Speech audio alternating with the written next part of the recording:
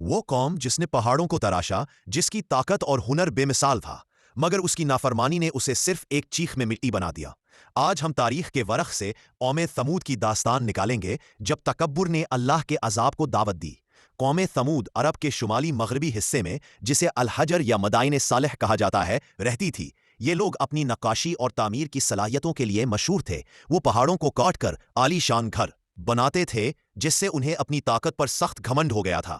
ان کی رہنمائی کے لیے اللہ نے حضرت صالح کو بھیجا۔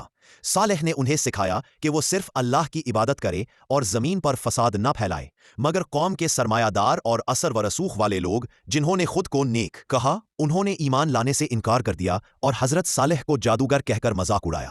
جب قوم نے ضد کی تو انہوں نے سب کے سامنے پہاڑ سے ایک زندہ نشانی کا مطالبہ کیا۔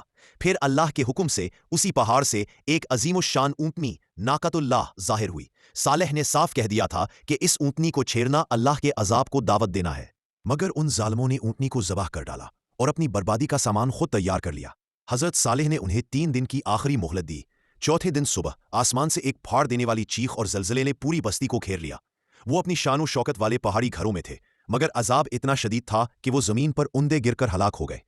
اس واقعے نے سبق ہے، اللہ کی نشانیوں اور حکم کی نافرمانی کرنے والوں کا انجام ہمیشہ سنگین ہوتا ہے۔